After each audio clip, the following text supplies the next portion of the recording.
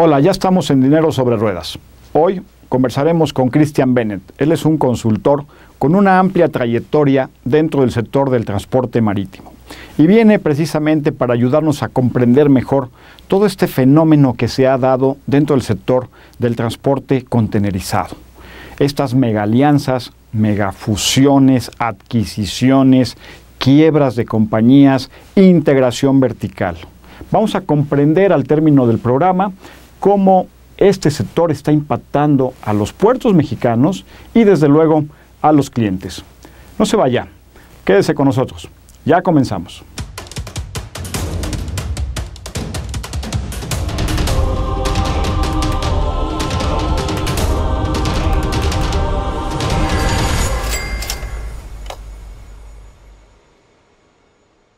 Bien, ya estamos aquí en Dinero sobre Ruedas, una edición más de su programa, con nuestro invitado de hoy, que es Christian Bennett. Él es un consultor en tema de transporte marítimo, una trayectoria muy amplia, 38 años ya dentro del sector, dentro de esta industria, y desde luego, pues una persona tan experta que nos va a ayudar a entender mucho mejor este fenómeno que estamos viendo del escalamiento de la industria marítima y todo lo que ha pasado alrededor de ella.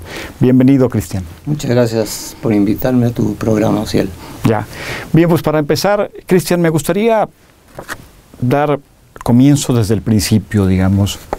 ¿Cuándo empieza dentro de la industria marítima esta carrera imparable del escalamiento de buques, de contenedores, que bueno, pues ha llevado a un contexto en el cual pues vamos a llegar en su momento a platicar cuál es la actualidad que está viviendo esta industria? Pero ¿por qué no comenzamos desde donde marcó el derrotero, el principio de toda esta dinámica?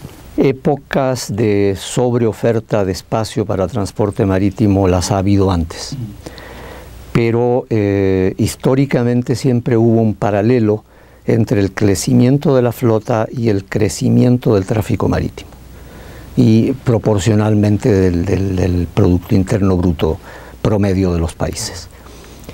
Pero a partir de la crisis del 2009 se produce un desfasamiento y empieza a crecer la flota lentamente a un ritmo mucho mayor que el comercio, que es lo que termina provocando esa sobreoferta que se ha ido acumulando a lo largo de estos años.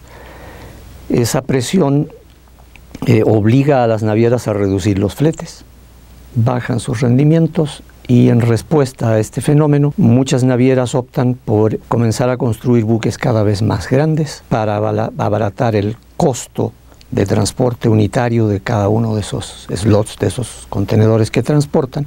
Eso obviamente lleva a una crisis como la que se vivió duramente el año pasado y que probablemente pueda mejorar un poco este año, aunque no va a terminar.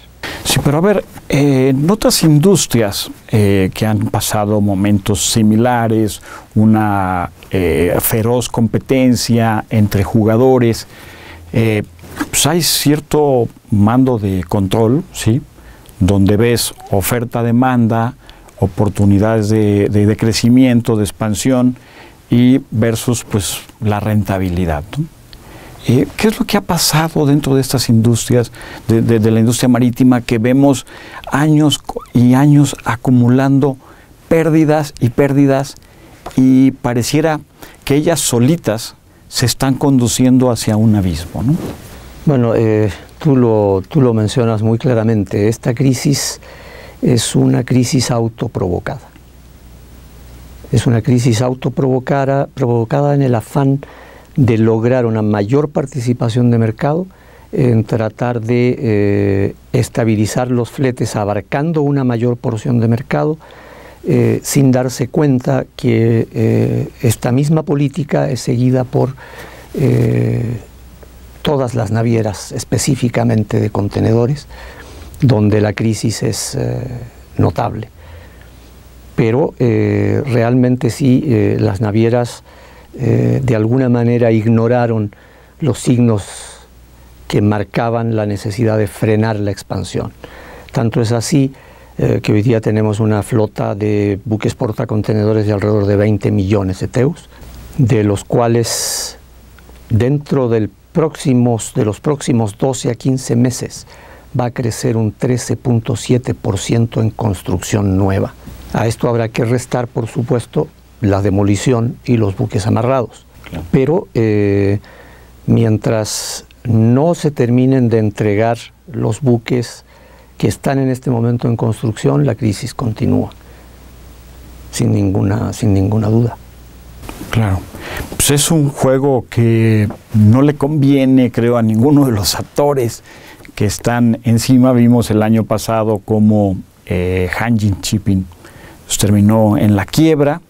Esos huecos fueron ocupados por otros actores, ¿sí? Y se sufrieron las consecuencias por parte de los usuarios de una quiebra inesperada, o al menos no se veía venir, ¿no? Pero, pues, en otros sectores industriales igualmente vemos que hay acuerdos, alianzas entre jugadores. Sí, quizás no es muy difícil poner pues como en un común denominador, ¿sí?, en consenso, a un grupo quizás de 15 o menos actores que ya están hoy día siendo claves en el sector. Mira, ahí hay dos elementos importantes de considerar. En el medio marítimo existieron formas de organización que precisamente buscaban evitar este tipo de situaciones de crisis. Estas fueron las famosas conferencias. Las conferencias hoy día están vetadas, por así decirlo, en la mayoría de las organizaciones internacionales, y tanto así en muchos países. En la Comunidad Europea ni siquiera pueden platicar entre ellos los competidores, salvo que sea con fines sociales. Entonces, el poder adoptar políticas comunes solo se puede lograr a través de alianzas operativas o de fusiones de empresas. No hay otros mecanismos actualmente que te permitan adoptar una estrategia común con algún competidor. Ya, pues sí, porque aquí hemos visto que MERS ha marcado como el ritmo, la pauta, e inmediatamente todos los demás lo están siguiendo, ¿no? O sea, no hay quien ponga freno, quien entre en la cordura para poner freno a esta dinámica que no sabemos hasta dónde va a llegar, ¿no? Efectivamente, pero incluso empresas de ese tamaño, y como lo estamos viendo en estos momentos, están precisamente buscando integrar a otras empresas para lograr estabilizar el mercado, reducir la oferta de espacio lo más posible, lo que no es fácil. Esto a futuro sí se ve venir. Va a haber una reducción de oferta en cuanto se terminen de entregar los buques que están actualmente en construcción. Eso está en camino. Hay una reducción de órdenes de construcción de alrededor del 70%, lo que sí va a tener un impacto, pero no es inmediato. Ya. No es inmediato. Mientras tanto, tenemos perfectamente claro que el 13.7% de la flota va a crecer dentro de 12 a 15 meses. Ya. Pues si las señales son malas, pues este crecimiento todavía no es muy halagüeño para las navieras, desde luego, ¿no? Bien, vamos a continuar tratando de entender, de comprender mejor este tema con el apoyo de Christian Bennett al regreso del siguiente corte.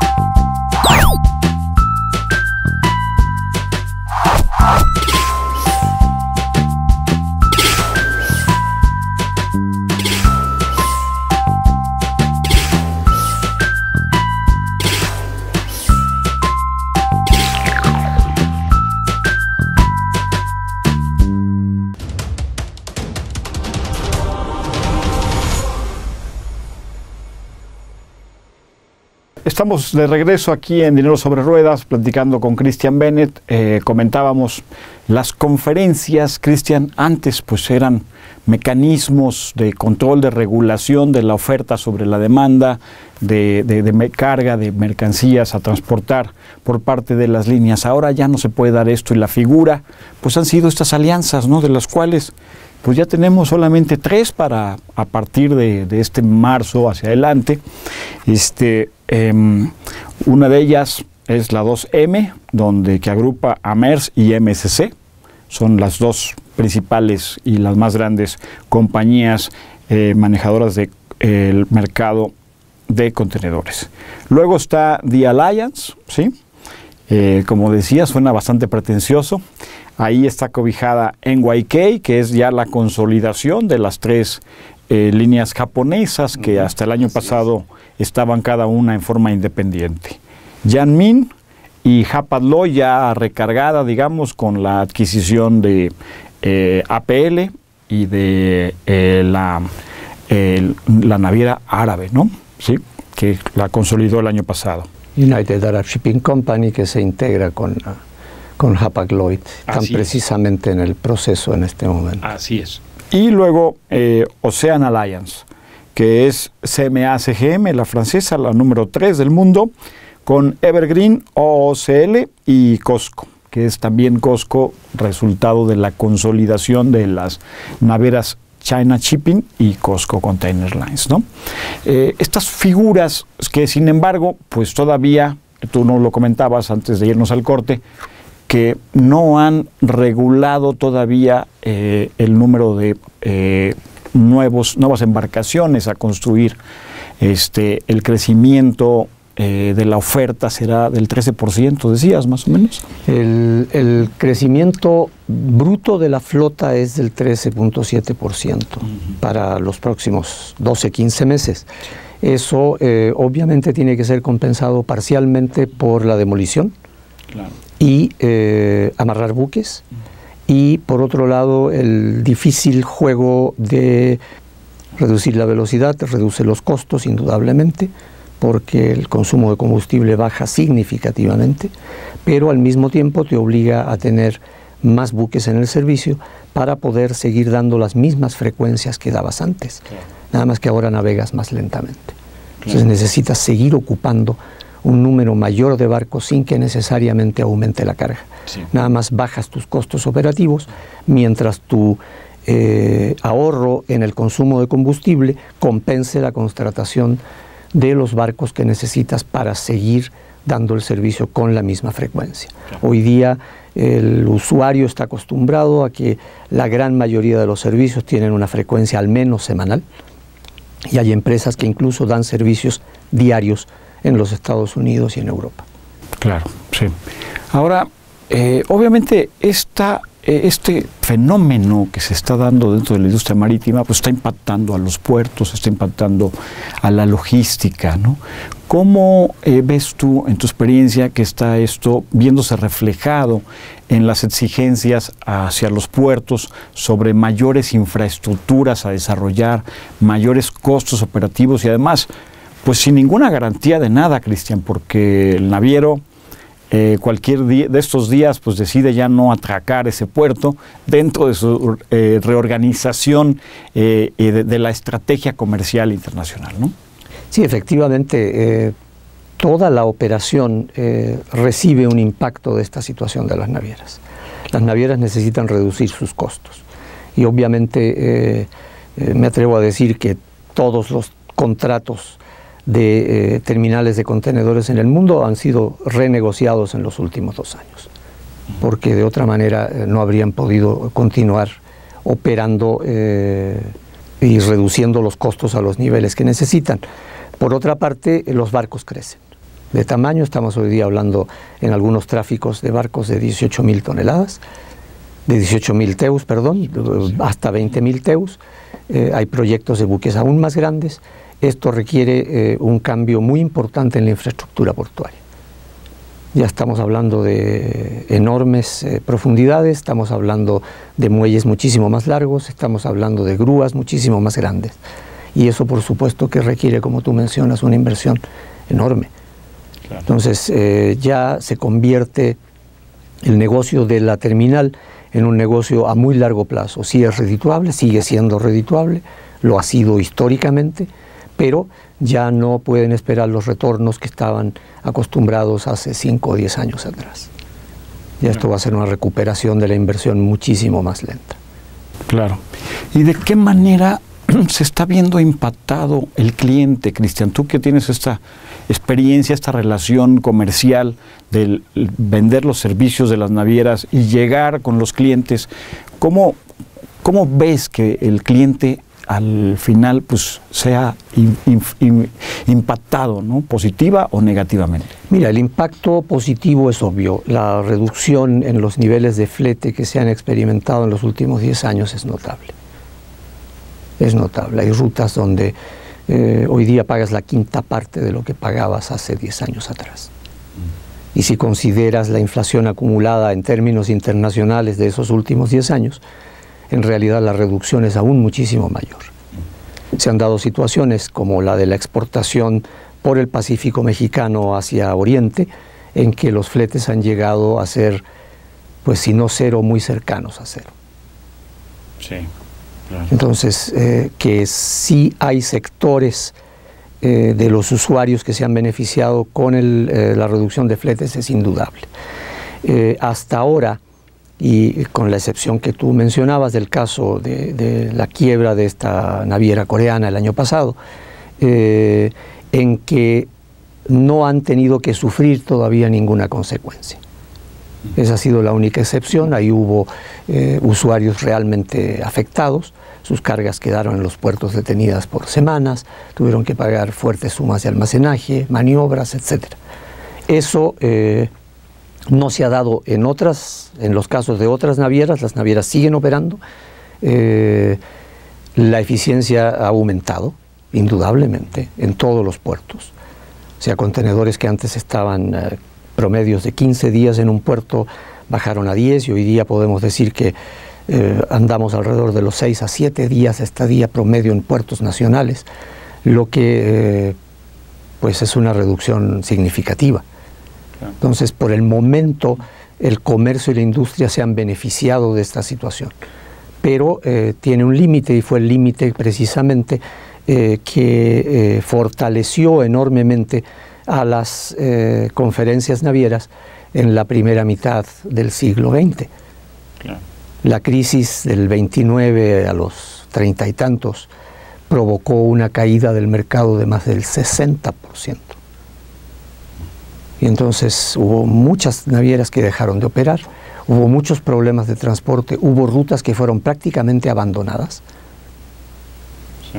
Y entonces las conferencias fueron el factor de estabilización del mercado marítimo en ese momento. Sí. Hoy día no tenemos algo similar. Mientras siga el proceso de creación de alianzas, de consolidación del tráfico marítimo, específicamente de contenedores, la situación va todavía a seguir siendo positiva. Los fletes van a aumentar, han aumentado de hecho en el segundo semestre del año pasado, aumentaron en algunas rutas hasta un 30% o más, lo que es positivo para las navieras, sin que todavía se llegue a niveles como los que se pagaban hace 10 años atrás. Ya. Está todavía muy lejos y probablemente nunca regresen a esos niveles. Sí. Vamos a continuar conversando con Cristian Beneda al regreso de nuestro siguiente corte. No se vaya, aquí seguimos.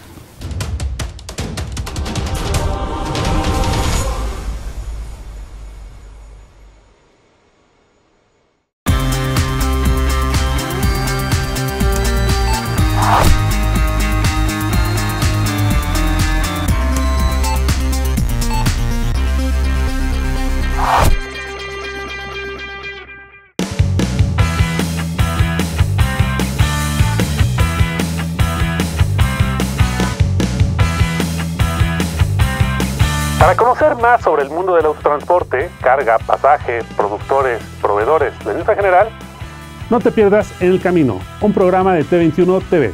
Te invitamos a consultar la programación en t21.com.mx, así como en las plataformas de Ustream y YouTube.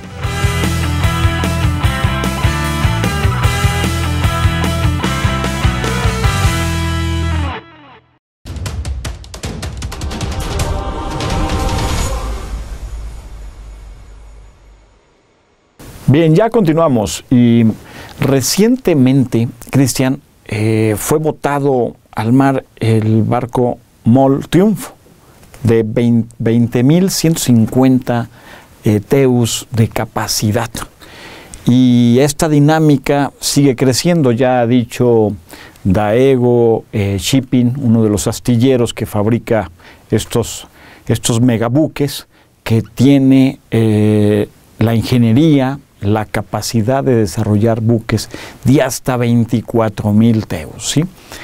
Son monstruos que obviamente circularán exclusivamente en las rutas este-oeste, que es donde está, digamos, la pechuga, por decirlo de una forma figurativa, del comercio global. Pero también vemos recientemente, Cristian, la inauguración de una terminal de contenedores en el puerto de Lázaro Cárdenas por parte de una naviera.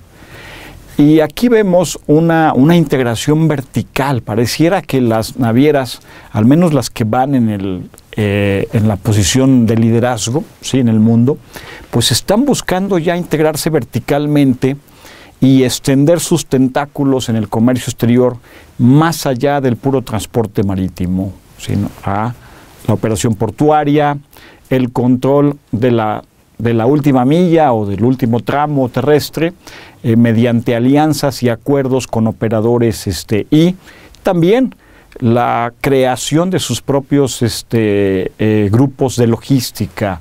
Cristian, ¿hasta dónde va a llegar este gran control que tienen las empresas navieras sobre las operaciones de logística del comercio exterior, Cristian?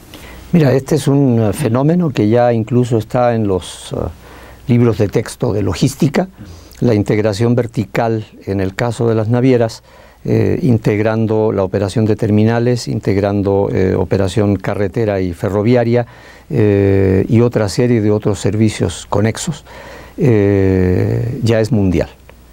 Ya no es una o dos navieras, todas las grandes navieras tienen un área directa o indirectamente logística, y ya están ofreciendo estos servicios. Esto ha sido básicamente una reacción del medio naviero a la enorme importancia que adquirieron los servicios de intermediarios. Llámalos freight forwarding, llámalos NVOCCs, transitarios, como gustes.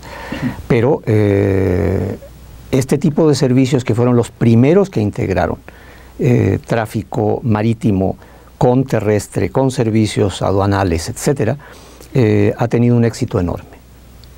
Hoy día hay tráficos donde la mayor parte de la carga está controlada por este tipo de empresas. Las navieras han reaccionado precisamente con este sistema de integración vertical. La inclusión de las terminales tiene un doble efecto. Por un lado, la reducción de costos.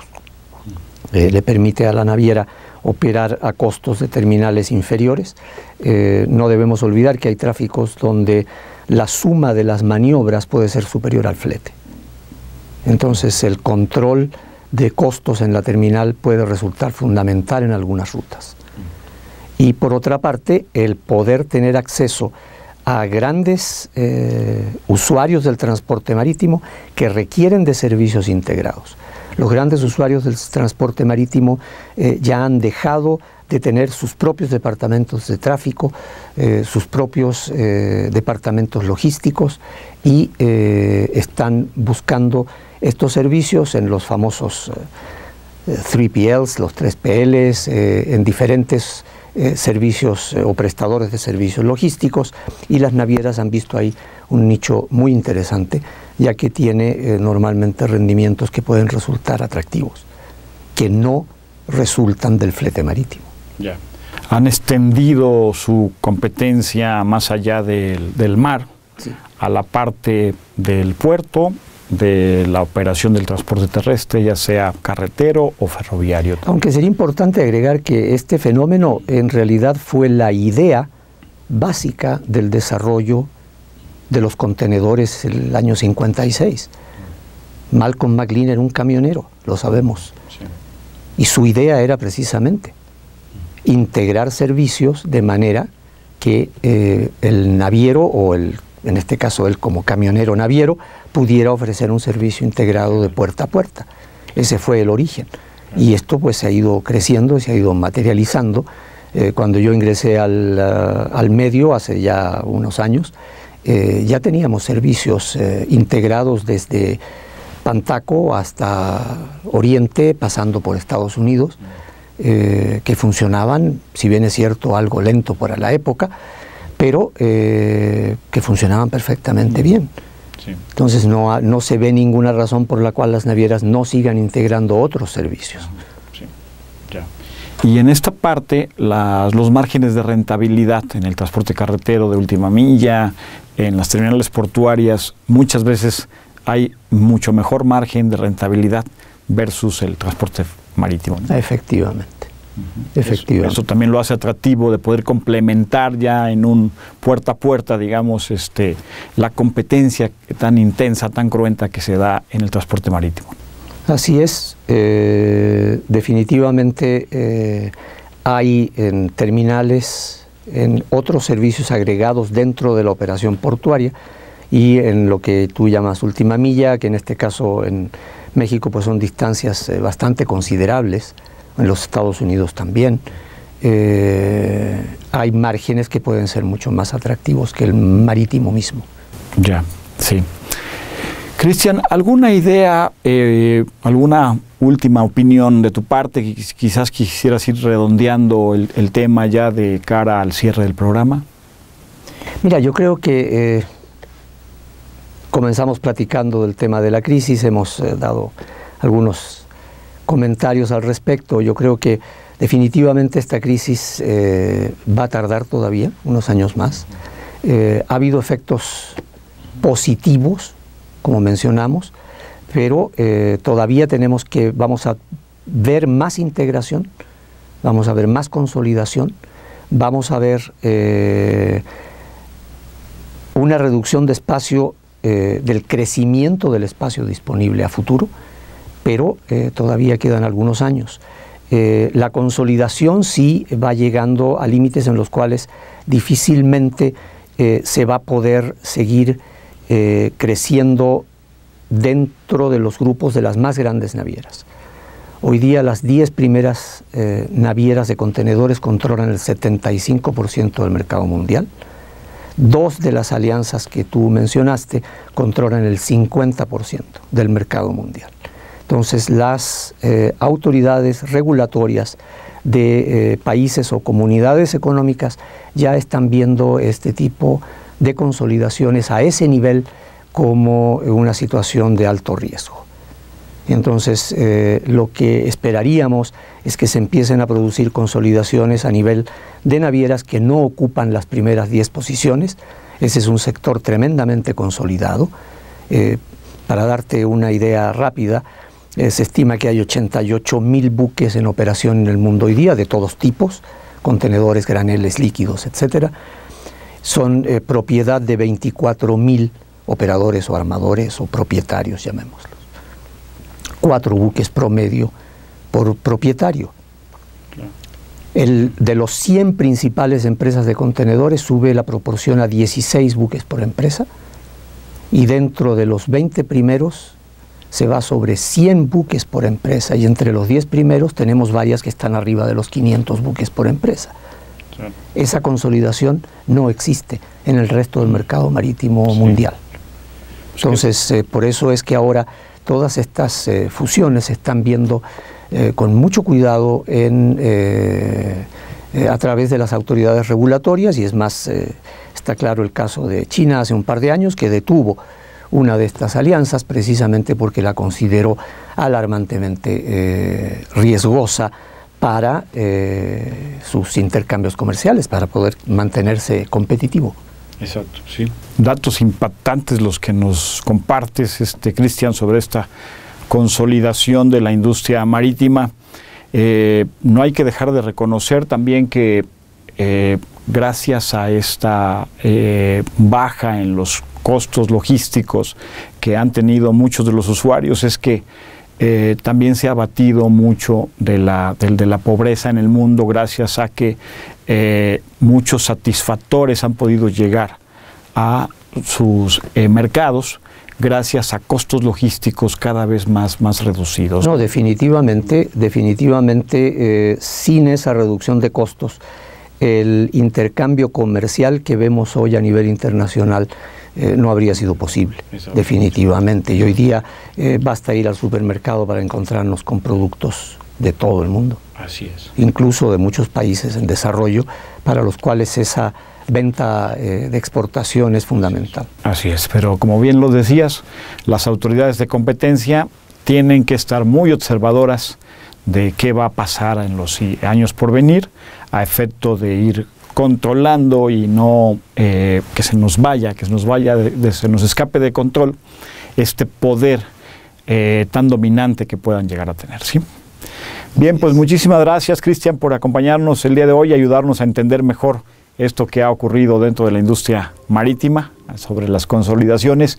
Y a usted le recuerdo que tenemos también una cita aquí en la próxima edición de Dinero sobre Ruedas. Muchas gracias.